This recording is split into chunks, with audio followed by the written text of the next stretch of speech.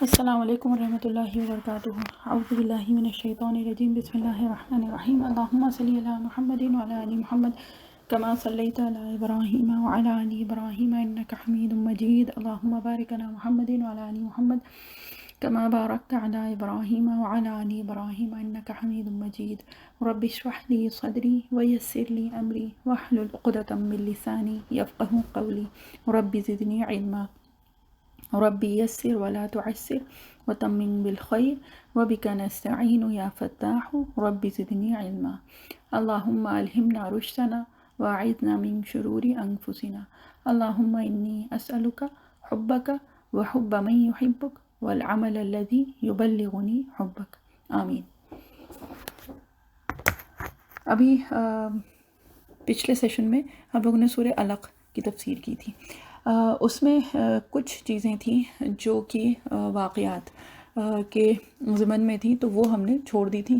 اس لیے کہ ایک یہ ارادہ تھا کہ 2 سیشنز میں وہ تفسیر ہو جائے مکمل، اور اس کے علاوہ جو اور چیزیں ہوں گی پھر وہ بعد میں کر لی جائیں گی۔ تو آج انشاءاللہ وہی کرنے کا ارادہ ہے۔ سب سے پہلے تو سورہ علق میں جو ہم لوگوں نے کیا تھا، جو آیات مبارکہ جو گزری ہیں، جس میں کہ اللہ تعالیٰ نے ذکر کیا ہے ان آیات کو، یعنی کہ ان الفاظ کو، ارأیت الذی ینہا، ہے نا، ارأیت الذی ینہا عبدا اذا صلی، ٹھیک، آپ نے دیکھا اسے جو بندے کو روکتا ہے جب وہ نماز پڑھتا ہے نا۔ تو یہاں پہ جو کہ روکنے والا ہے، ٹھیک ہے، تو تفاسیر میں جو آتا ہے، اور یہ تقریباً بالاتفاق ہے کہ یہ روکنے والا جو ہے یہ ابو جہل ہے، اور جس کو روکا گیا وہ نبی کریم صلی اللہ علیہ وسلم ہے، ٹھیک۔ تو اب یہ ہے کہ حدیث شریف میں کئی روایات سے معلوم ہوتا ہے کہ ابو جہل اور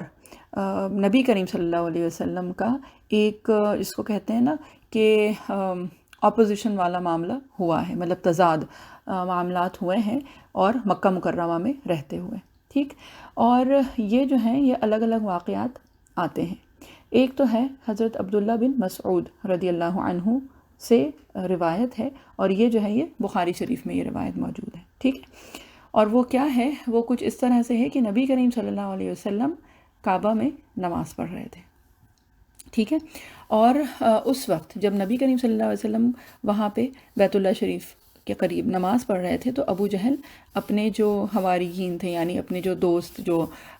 لوگ تھے، ان کے ساتھ وہیں پہ بیٹھا ہوا تھا، ٹھیک ہے۔ اور جب نبی کریم صلی اللہ علیہ وسلم کو اس نے نماز پڑھتے ہوئے دیکھا،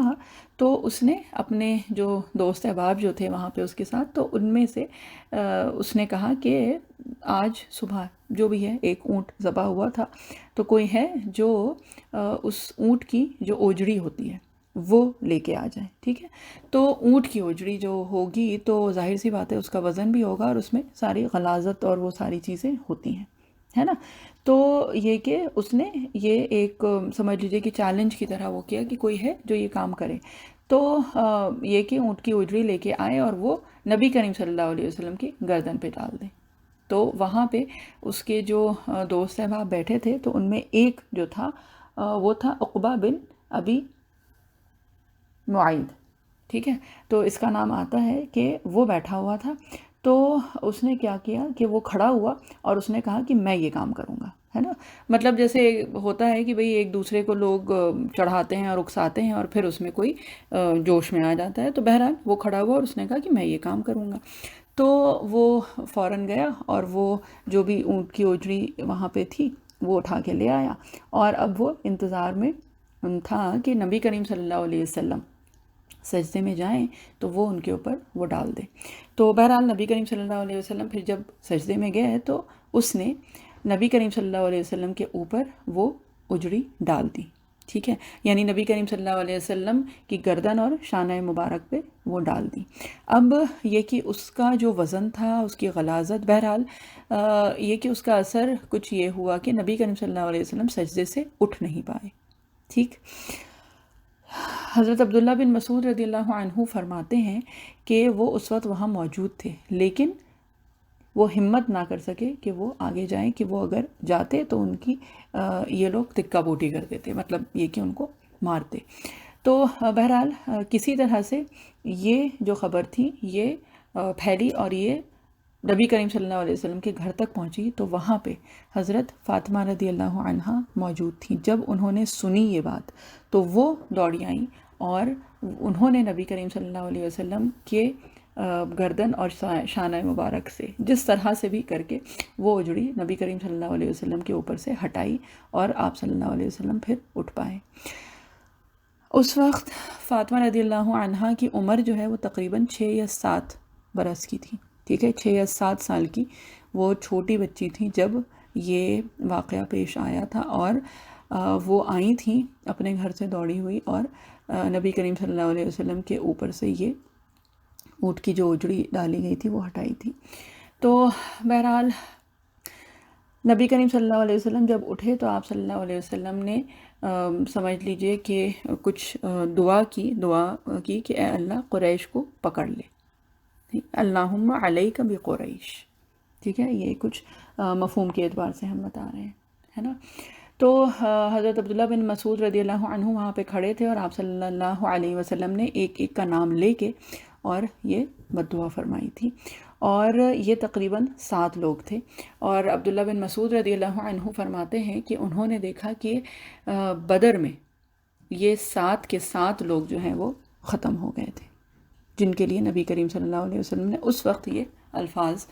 فرمائے تھے۔ تو یہ 7 کے 7 جو تھے وہ بدر میں یہ سب لوگ ختم ہو گئے تھے، یعنی قتل ہو گئے تھے، مر گئے، ٹھیک۔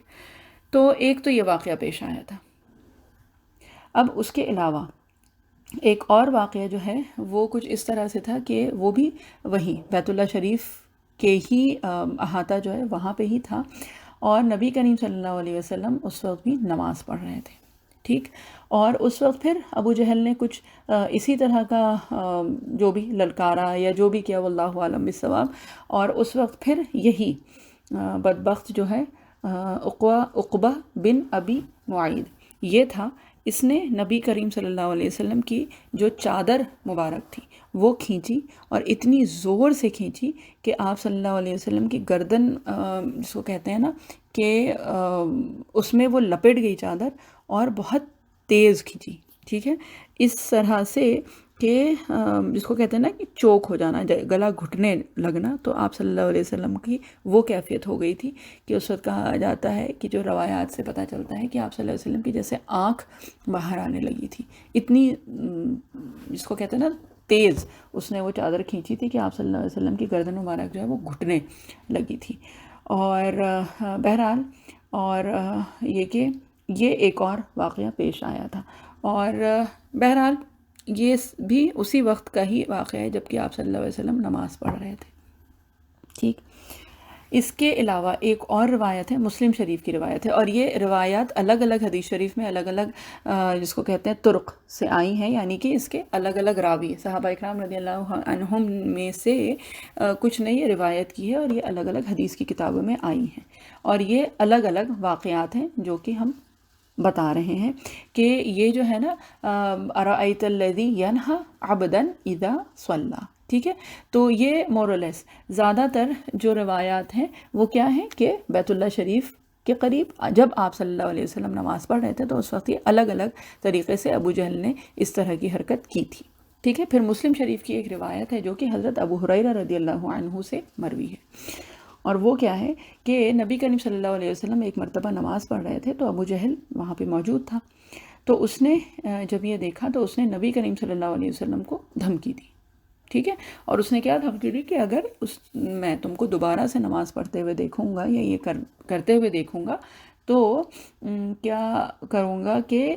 جب تم سجدے میں جاؤ گے، جب تم اپنی یہ جو پیشانی ہے، ظاہر سی بات ہے اس وقت یہ جو ٹرمینالوجیز ہیں یہ سب تو نہیں اس طرح سے پتہ تھیں یا اس طرح سے اتنی کامن نہیں تھی، تو اس نے کہا کہ یہ جو تم اپنی پیشانی زمین پہ رکھتے ہو نا، جب تم یہ کرو گے تو میں اس وقت تمہاری گردن دبا دوں گا، ٹھیک ہے. تو اس نے یہ اس طرح سے دھمکی دی اور مطلب گویا کہ اس نے یہ کہا وہ کیا کہ بھئی یہاں پہ اب تم نماز نہیں پڑھ سکتے یا نہیں پڑھو گے. ٹھیک ہے, یہ کام اب دوبارہ تم نہیں کرو گے, یہ تم جو پیشانی اپنی زمین پہ رکھتے ہو. تو اس پہ نبی کریم صلی اللہ علیہ وسلم نے اس کو جھڑک دیا. ٹھیک ہے, تو نبی کریم صلی اللہ علیہ وسلم نے اس کو جب جھڑکا تو جس کو کہتے ہیں کہ بہرحال تھا تو اس میں تکبر بھی تھی اور تعصب بھی تھا اور ایک عصبیت بھی تھی اور ایک ایگو بھی تھی, وہ سب کچھ اس کے اندر تو موجود تھا, ہے نا. تو جب نبی کریم صلی اللہ علیہ وسلم کو جب نبی کریم صلی اللہ علیہ وسلم نے اس کو جھڑکا تو پھر وہ کہنے لگا کہ مطلب اس نے تعجب کا اظہار کیا اور اس نے وہ کیا کہ تم کس بنا پہ یہ کر رہے ہو, مطلب یہ کہ تمہارا تو کوئی یہاں حامی اور ناصر ہے بھی نہیں, مطلب کوئی مدد کرنے والا, کوئی اپنا, کوئی وہ تو ہے ہی نہیں. اور یہ کہ میرا جو ہے وہ یہاں پہ جس کو کہتے ہیں کہ سب سے زیادہ دبدبہ یہاں پہ ہے اس علاقے میں. ٹھیک ہے, اگر دیکھیں تو جو بات ہوئی تھی نا نادیہ, ہے نا, جو کہ اپنی ایک جو پارٹی ہے تو وہ اس کی سب سے بڑی تھی اور سب سے مضبوط, طاقتور, قوت والی. ٹھیک ہے, تو یہ ہے کہ اس کو یہی ایک تکبر تھا کہہ لیں کہ اس کی جو چوپال ہے وہ سب سے بڑی تھی. ٹھیک ہے, اور یہ کہ نبی کریم صلی اللہ علیہ وسلم کے آس پاس تو کوئی تھا بھی نہیں. ٹھیک ہے, یعنی کہ جب اتنا بڑا ایک اس کا گروپ ہے نا, تو نبی کریم صلی اللہ علیہ وسلم اس کو کیسے جھڑک رہے ہیں. ٹھیک ہے, تو کیا ہوا کہ اس نے پھر یہی بات تھوڑی آگے بڑھی تو اس نے کیا کہا کہ خدا کی قسم تیرے مقابلے میں, یعنی نبی کریم صلی اللہ علیہ وسلم کے مقابلے میں اس وادی کو کیا کروں گا کہ اس کو بھر دھکتا ہوں. ٹھیک ہے, یعنی اس کے جو سپورٹرز ہیں یہ اتنے ہیں کہ یہ وادی جو ہے یہ بھر دے. ٹھیک, اور اس پہ پھر جو اس کے بعد کی جو آیات ہے نا فَلْيَدْعُ نَادِيَهُ سَنَدْعُ الزَّبَانِيَةَ, تو یہ اس کے بعد پھر نازل ہوئی. ٹھیک ہے, اب کیا ہے کہ حضرت عبداللہ بن عباس رضی اللہ عنہ نے فرمایا کہ اگر وہ اپنے کنبے یا قبیلے والوں کو بلا لیتا تو جہنم کے کارندے علی الاعنان اتر آتے, ہے نا, یعنی آنکھوں دیکھے اس کو پکڑ لیتے, یعنی یہ چیز اللہ تعالیٰ کر کے دکھا دیتے اگر وہ اس طرح سے کرتا تو. ٹھیک ہے, اب کیا ہے کہ یہ جو بات ہو رہی ہے نا کہ جیسے کہ نبی کریم صلی اللہ علیہ وسلم اپنا حسب دستور کعبہ شریف میں اللہ تعالیٰ کے سامنے نماز پڑھ رہے تھے. ٹھیک, تو ابو جہل جو ہے اس نے دیکھا اور حملہ کرنے کے لیے آگے بڑھا. جب یہ ایک بار انسیڈنٹ ہو گیا تو اس کے بعد بھی نبی کریم صلی اللہ علیہ وسلم پھر آئے نماز پڑھنے کے لیے. اب یہ دھمکی تو دے چکا تھا تو اب ظاہر سی بات ہے کچھ تو اس کو کرنا تھا, تو اس نے کیا کیا کہ حملہ کرنے کے لیے وہ آگے بڑھا. جب وہ قریب آیا تو کیا ہوا کہ قریب جاتے جاتے ایک جگہ پہ وہ آ کے اور رک گیا.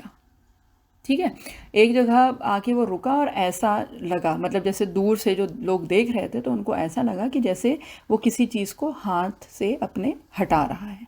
ٹھیک ہے, اور ہاتھوں سے ہٹاتے ہوئے وہ کیا ہوا کہ پیچھے ہونے لگا. ٹھیک ہے,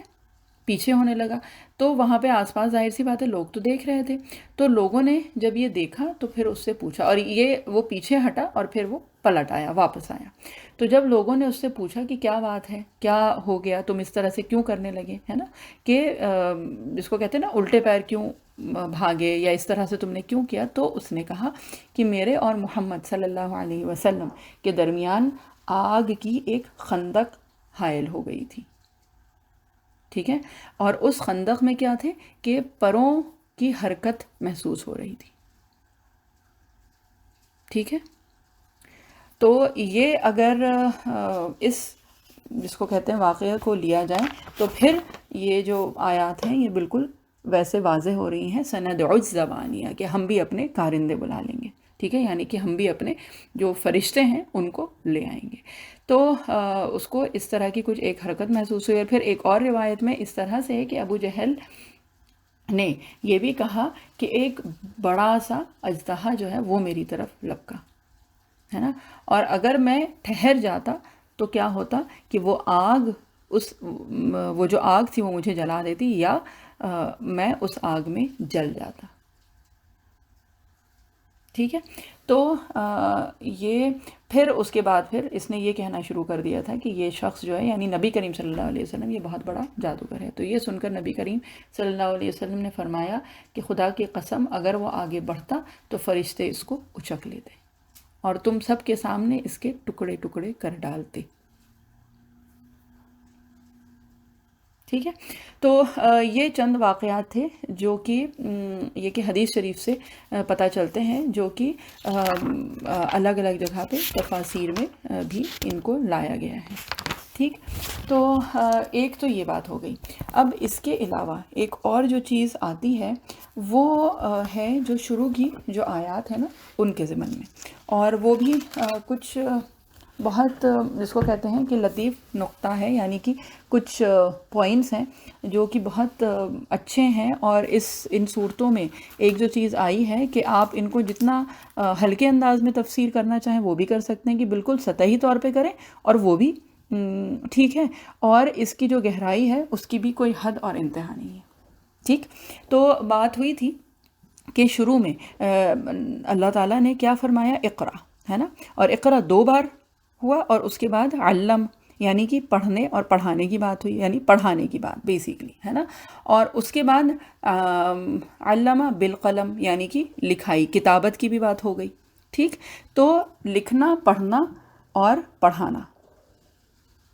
ٹھیک. تو یہ 3 اگر چیزیں دیکھیں تو وہی اول جو تھی، ٹھیک ہے، یہ جو شروعات ہوئی تھی تو اس میں یہ 3 چیزیں آئیں، اور یہ 3 چیزیں ان 3 چیزوں کی جو اہمیت ہے ہمارے دین میں وہ پتہ چلتی ہیں ان آیات کے ذریعے سے. ٹھیک ہے. اب یہ کہ علم کی فضیلت کے اعتبار سے جس کو کہتے ہیں سینکڑوں حدیث ہوں گی تقریباً، اللہ تعالیٰ کمی بیشی معاف کرے، لیکن بہت متعدد احادیث آئی ہیں علم کی فضائل کے سلسلے میں. علم اور طالب علم اور جو علم والے ہیں ان لوگوں کے سلسلے میں متعدد احادیث وارد ہوئی ہیں، ہے نا، جن میں اکثر جو ہم لوگ سنتے ہیں وہ کیا ہے کہ جس نے جس کو کہتے ہیں کہ علم میں اس دین کے علم کے لیے کوئی راستہ چلا، ہے نا، تو کیا ہے کہ اللہ تعالیٰ اس کے لیے جنت کا راستہ آسان کر دیتے ہیں. ٹھیک ہے. حصول علم کے لیے جو یہ کہ کوئی سفر طے کرتا ہے یا کوئی راستہ چلتا ہے تو پھر اللہ تعالیٰ اس کے لیے جنت کا راستہ آسان کر دیتے ہیں. اور اس کے علاوہ دیکھیے حدیث شریف جو ہیں وہ تو کئی وارد ہوئی ہیں. ایک جو ہے جو حضرت عثمان رضی اللہ عنہ سے منقول ہے، جو کہ بہت زیادہ یہ کہ ذکر بھی کی جاتی ہے، خیرکم من تعلم القرآن وعلمہ، کہ تم میں سے بہترین وہ ہے جو قرآن پڑھے اور پڑھائے. ٹھیک ہے. تو اب یہ جو چیز ہے، اور قرآن کا علم اگر دیکھیں تو وہ واقعی اس میں پھر ساری چیزیں آ جاتی ہیں. ساری چیزیں اس طرح سے کہ چاہے وہ فقہ ہو، چاہے وہ عقیدہ ہو، چاہے وہ حدیث شریف ہو، چاہے وہ سیرت مبارکہ ہو، یہ تاریخ ہو. ٹھیک ہے. تو بہرحال اگر قرآن شریف کا علم مکمل حاصل کرنے کی کوئی کوشش کرے تو اس میں یہ سارے جو علوم ہیں وہ اسی کے ضمن میں آ جاتے ہیں، ہے نا. تو فقہ ہے، تفسیر ہے، تاریخ ہے، عقیدہ ہے، یہ سب کے سب چیزیں جو ہیں وہ آ جاتی ہیں. اور اس کے علاوہ اگر دیکھیں تو کیا ہے کہ قرآن شریف واحد وہ کتاب ہے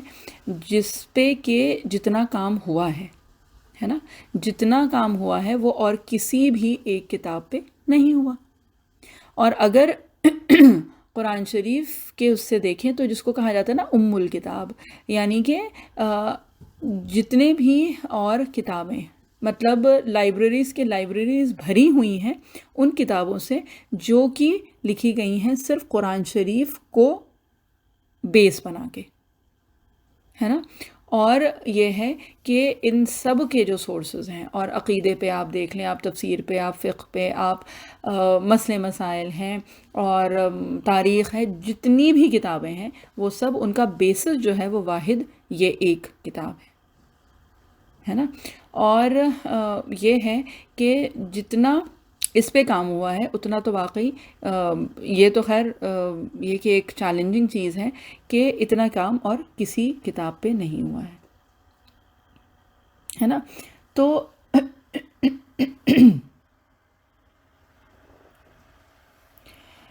اب اس سے جو ایک بات پتہ چلتی ہے وہ یہ ہے کہ دیکھیں اللہ تعالیٰ نبی کریم صلی اللہ علیہ وسلم کو کیا حکم کر رہے ہیں کہ پڑھو.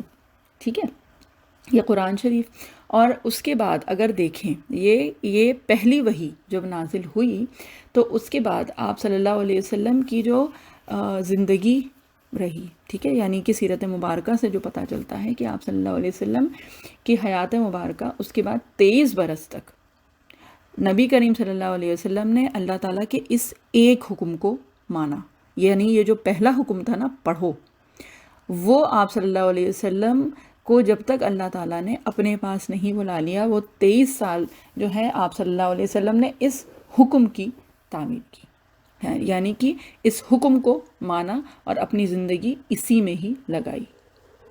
پڑھنا. ٹھیک ہے، کیونکہ اس کے بعد وحی کا سلسلہ پھر تقریباً 23 سال تک جاری رہا، اور وہی ہوتا تھا کہ آپ صلی اللہ علیہ وسلم پڑھتے تھے. جبرائیل علیہ السلام آتے تھے آپ صلی اللہ علیہ وسلم کو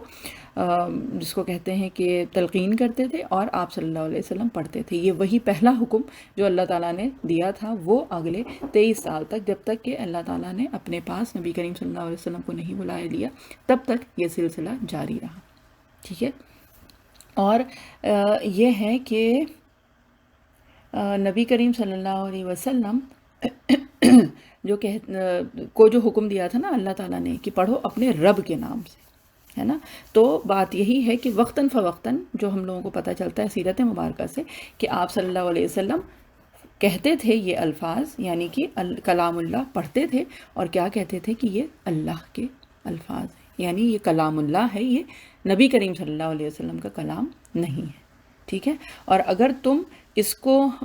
جس کو کہتے ہیں کہ اس سے منہ موڑ رہے ہو، اس سے پلٹ رہے ہو، اس کو اگر ریجیکٹ کر رہے ہو، تو کیا ہے کہ یہ اس کا مطلب یہ ہے کہ تم کلام اللہ کو رد کر رہے ہو یا پھر کلام اللہ کو ریجیکٹ کر رہے ہو. ٹھیک ہے، تو اگر قرآن کی وحی کے اعتبار سے دیکھیں، یعنی قرآن شریف کو اگر دیکھیں تو جس کو کہتے ہیں 3 سٹیپس میں آتی ہے وہ بات. ٹھیک ہے، اور یہ ہے کہ یہ سفر جو ہے یہ 3 مرحلے ہیں اس کے. ایک تو یہ ہے کہ قرآن جو کہ لوح محفوظ میں لکھا ہوا ہے. ٹھیک ہے، پھر کیا ہے کہ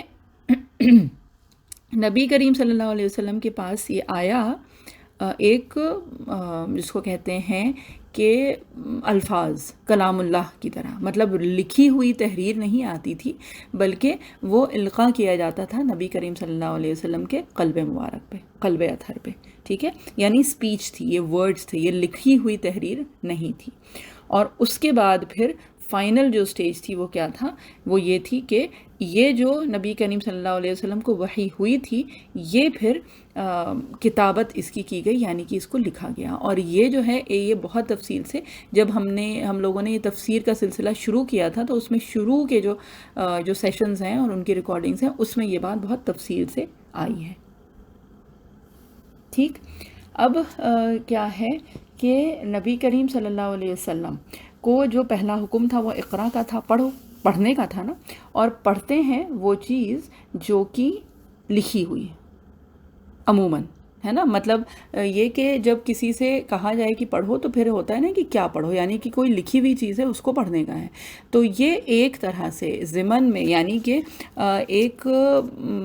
سمجھ لیں کہ یہ اس طرح سے ایک پیشن گوئی ٹائپ سمجھ لیجئے کہ یہ تھا کہ یہ قرآن جو کہ نازل ہو رہا ہے ابھی نبی کریم صلی اللہ علیہ وسلم کے قلب مبارک پر، تو یہ فائنلی ایک بک کی فارم لے گا، یعنی کتابت میں یہ آئے گا، تبھی پھر اس کو پڑھا جائے گا نا،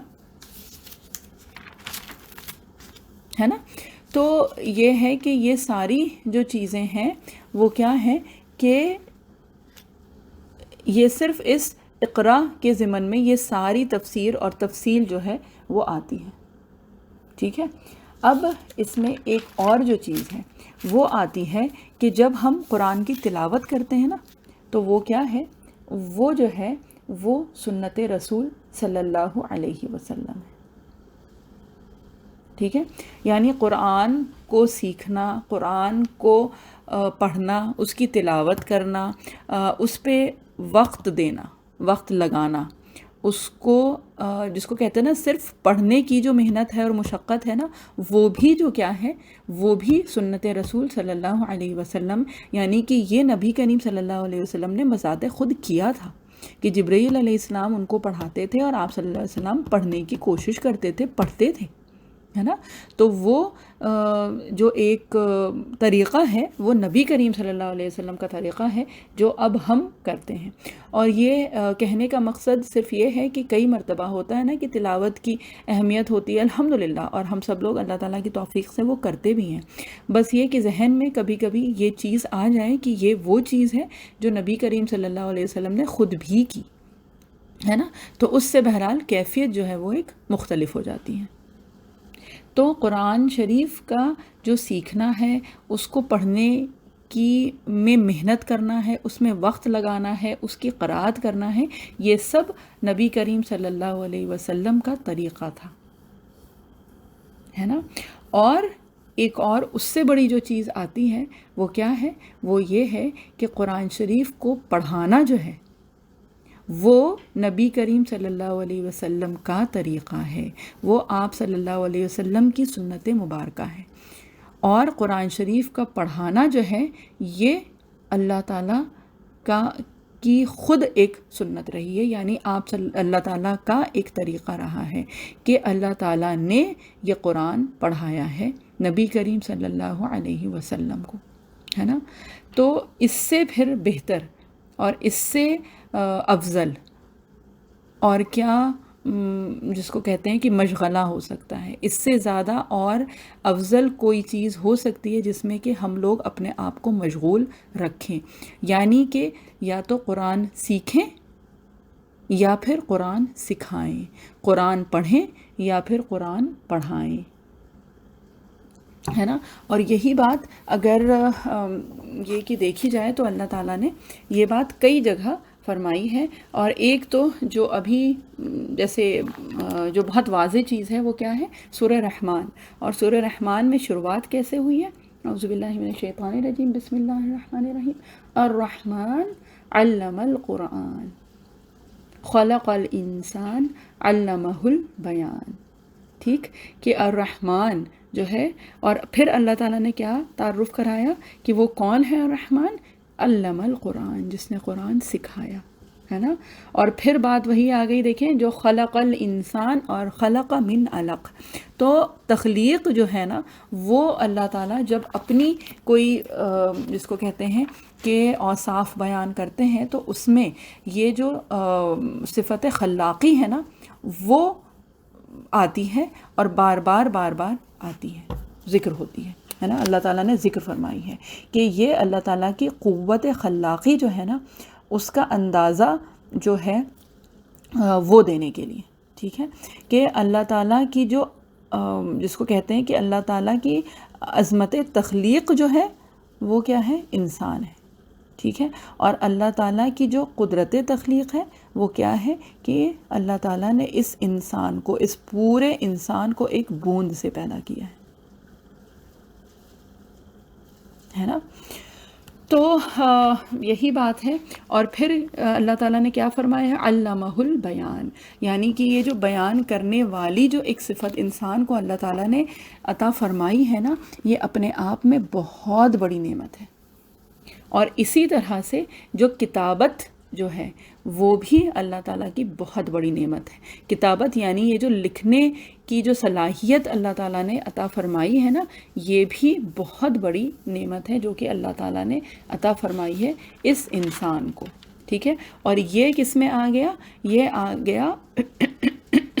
علامہ بالقلم کے ضمن میں، یعنی اس کے انڈر میں یہ بات آ گئی جو کتابت والی بات ہوئی ہے نا۔ تو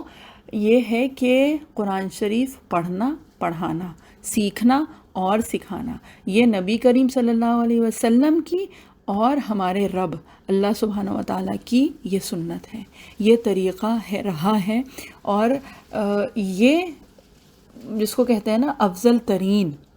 جو ایک مشغلہ ہے، یہ بہترین ایک جس کو کہتے ہیں کام ہے یا مصروفیت کہہ لیں اس کو، تو اس میں اگر دیکھیں تو اس سے بہترین اور کوئی چیز نہیں ہے. اور یہ ہم کو حدیث شریف سے بھی پتہ چلتا ہے کہ جو ابھی بات ہوئی تھی نا، خیرکم من تعلم القرآن وعلمہ، کہ تم میں بہترین وہ ہے، ٹھیک، جو قرآن سیکھے اور سکھائے، پڑھے اور پڑھائے. اور کیا ہے یہ مفہوم کے اعتبار سے ہم بتا رہے ہیں، اور یہ ہے کہ اس سے بہتر اور کیا چیز ہو سکتی ہے، ٹھیک. اور یہ ہے کہ جہاں تک قلم کی بات آئی ہے، جو کتابت کی جو بات آئی ہے، تو وہ پہلے بھی اس کی بات ہوئی تھی کہ یہی قلم جو ہے یہ ذریعہ ثابت ہوا اور اس وحی کو محفوظ کرنے کا، ہے نا. جو وحی محفوظ ہوئی ہے یعنی اس کی کتابت ہوئی ہے تو پھر وہ محفوظ ہوئی ہے نا. تو یہ کہ قلم ہی ذریعہ بنا اس وحی کو محفوظ کرنے کا، پھر یہ قلم ہی ذریعہ بنا کہ یہ پوری امت ایک نسخے پہ جو جمع ہوئی ہے یہ بھی اس قلم کے ذریعے سے ہی ہوئی ہے نا. اور اس کے ساتھ ساتھ یہ ہے کہ وحی کی جو حفاظت ہوئی ہے تو وہ بھی اس کے ہی ذریعے سے ہوئی ہے. اور اس کے علاوہ جتنے بھی اور علوم ہیں وہ اس قلم کے ذریعے سے ہی جو علم انسانی ہے اس نے ترقی پائی ہے، ٹھیک ہے. ایک بات ہو گئی تھی نا کہ علم بالحواس ہے، اور ایک ہے علم بالعقل. کہ بالحواس جو ہے وہ یہ کہ جیسے جو سب کو پتہ ہے کہ بھئی آگ دکھتی ہے تو وہ اس کے قریب جاؤ، اس کو چھو تو وہ جل جاتا ہے انسان، ٹھیک ہے. پھر علم بالعقل ہے کہ پھر ہر بار جلنے کی ضرورت نہیں ہے. پھر یہ ہے کہ کچھ چیزیں ہیں جو انفر کر لیتا ہے انسان، یعنی کہ بنا اس کے تھرو تجربہ کیے ہوئے وہ عقل سے اپنی ایک انفرنس نکالتا ہے. وہ ایک جس کو کہتے ہیں کہ علم بالعقل، یعنی اپنی عقل سے سوچ کے وہ یہ سمجھ جاتا ہے کہ ہاں یہ کریں گے تو یہ ہوگا. اور دونوں کو آگے بڑھانے میں قلم ہی ذریعہ بنا ہے، ٹھیک ہے. اور ویسے اگر دیکھیں جو ترقی ہوئی ہے علم میں وہ بھی اس قلم کے ہی ذریعے سے، کہ ایک جنریشن یا کوئی ایک نسل ہوتی ہے وہ اپنا کچھ تجربہ کیا. اور یہ ہم جب سے جس کو کہتے ہیں کہ انسان نے اپنا جو بھی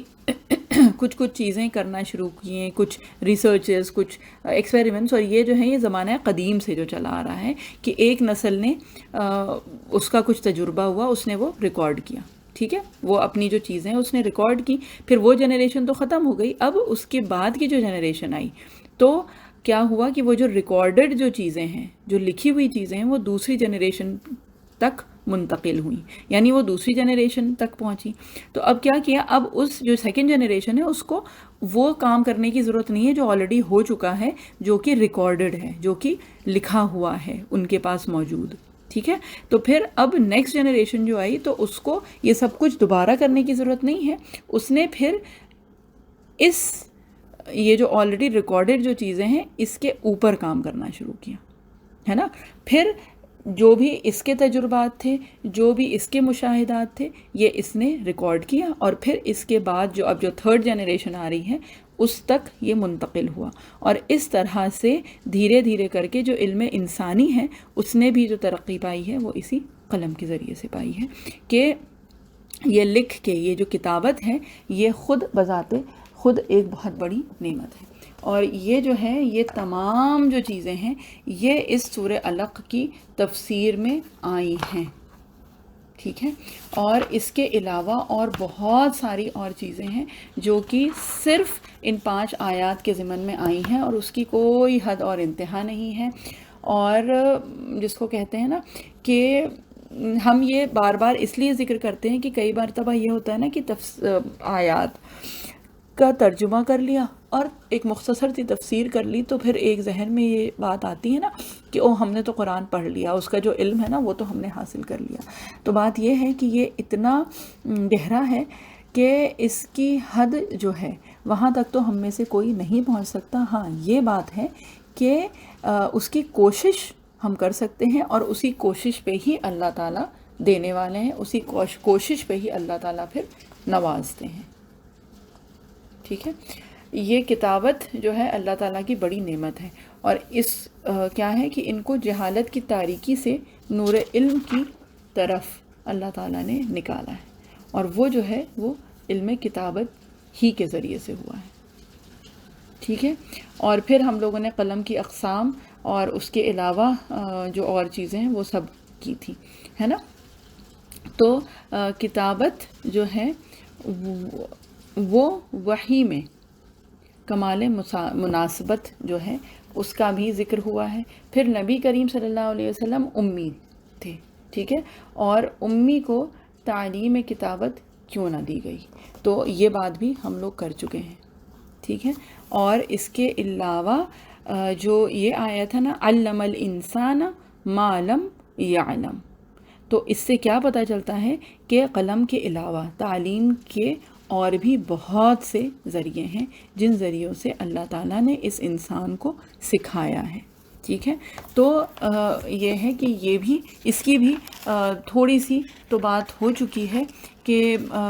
جو چیز ہے نا کہ علم حواس ہے، اور پھر ہے علم وحی ہے ایک تو، ٹھیک ہے، اور اس کے علاوہ جو ہے علم انسانی، ٹھیک ہے، تو حواس ہے اور عقل ہے، اور پھر ہے علم وحی جو علم بالقلب ہے، ٹھیک ہے، نالج آف دا ہارٹ جو کہلاتا ہے بالقلب۔ اور پھر ایک جو ہے وہ جیسے کہ اللہ تعالیٰ دل میں کوئی چیز القاء کرتے ہیں، جیسے کہ استخارہ ہم لوگ کرتے ہیں، تو وہ کیا ہوتا ہے، وہ کوئی ظاہری چیز نہیں آتی ہے، بلکہ دل میں ایک جس کو کہتے ہیں کہ دل پہ وہ بات ٹھک جاتی ہے، یا ایک اس پہ دل جم جاتا ہے کہ ہاں یہ بات، یہ جو چیز ہے یہ ٹھیک ہے، ٹھیک ہے۔ اور اس کے علاوہ پھر جو دوسری طرح کا علم ہے وہ ہے علم وحی، جو کہ نبی کریم صلی اللہ علیہ وسلم کے قلب اطہر پہ ہوا، ٹھیک ہے۔ پھر اس کے علاوہ ویسے اگر دیکھیں تو یہ جو سورسز ہیں نا، یہ جو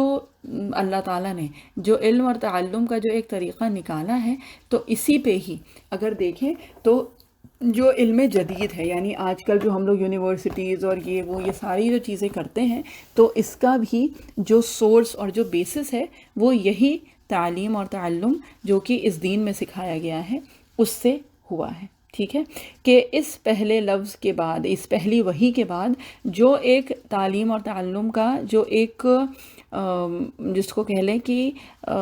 وہ شروع ہوا تھا،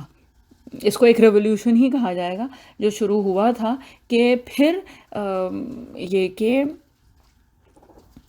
اس امت میں، یعنی نبی کریم صلی اللہ علیہ وسلم کی امت میں جو علم والے لوگ جو آئے تھے، کہ اس کو آج بھی اگر دیکھا جائے تو وہ گولڈن ایرا آف اسلام یا گولڈن پیریڈ آف اسلام کہا جاتا ہے، جو کہ یورپین اس کے جو ہسٹورینز ہیں ان کے حساب سے وہ ان کی جو ڈارک ایجز تھی، ہے نا۔ اس کے بعد ابھی بھی جو یونیورسٹیز میں جو پی ایچ ڈی اور ان سب کا جو ایک طریقہ شروع ہوا ہے، تو اس کو اگر ٹریس بیک کیا جائے تو وہ کیا ہے، جو اجازہ ایک ملتی ہے نا اب ہم لوگوں کے دین میں، کہ اس کو اجازت دی جاتی ہے، اور وہ اتنے سال جب شاگردگی میں کسی اپنے استاد کے رہتا ہے تو پھر اجازت ملتی ہے، تو یہ جو ہے اجازت سسٹم جو ہے، اس کے ہی بیسس پہ پھر یہ جو پی ایچ ڈی اور جو ریسرچ والی جو چیزیں ہیں یہ شروع ہوئی تھیں۔ تو ان سب کا جس کو کہتے ہیں کہ جو شروعات ہوئی تھی وہ اس دین کے تعلیم اور تعلم سے ہی یہ چیزیں شروع ہوئی تھیں، ہے نا۔ تو بہرحال اللہ تعالیٰ ہم سب لوگوں کو بہترین توفیق عطا فرمائے کہ یہ جو اللہ تعالیٰ نے حکم دیا ہے، اور اس قرآن کے ذریعے سے جو ایک بات آئی ہے، اور اس وحی یہ جو شروع کی وحی جو تھی 5 آیات کی، اس کے ذریعے سے جو بات بتائی گئی ہے اور جو اصل مفہوم ہے، اللہ تعالیٰ وہ ہم سب لوگوں کے دلوں میں ڈال دے اور اس پر ہم سب لوگوں کو جما دے، آمین۔ تو اس کے ساتھ بہرحال اس کی تفصیل کی تو کوئی انتہا نہیں ہے، یہ مکمل کرتے ہیں انشاءاللہ، اور اب سورہ بینہ کریں گے، کیونکہ سورہ قدر کی تفسیر ہم لوگ پہلے کر چکے ہیں جب رمضان سے پہلے کے جو سیشنز تھے اس میں، اور اس کا ریزن مقصد جو تھا وہ یہی تھا کہ رمضان کی جو طاق آتے ہیں تو اس میں یہ کہ یہ سورہ قدر کی اگر تفسیر اس سے پہلے ہو جائے تو اس سے تھوڑی سی ایک جوش اور جذبے میں تھوڑی مدد ملتی ہے. اور اس کے ساتھ پھر انشاءاللہ اگلے ہفتے سورہ بینہ شروع کریں گے. ختم کرنے سے پہلے دعا پڑھ لیتے ہیں. اعوذ باللہ من الشیطان الرجیم، بسم اللہ الرحمن الرحیم. سبحان اللہ و بحمدہ، سبحانک اللہم و بحمدک، نشہد ان لا الہ الا انت، نستغفرک و نتوب الیک. سبحان ربک رب العزت عما یصفون وسلام علی المرسلین والحمد للہ رب العالمین برحمتک یا ارحم الراحمین. جزاک اللہ خیر. السلام علیکم ورحمۃ اللہ وبرکاتہ.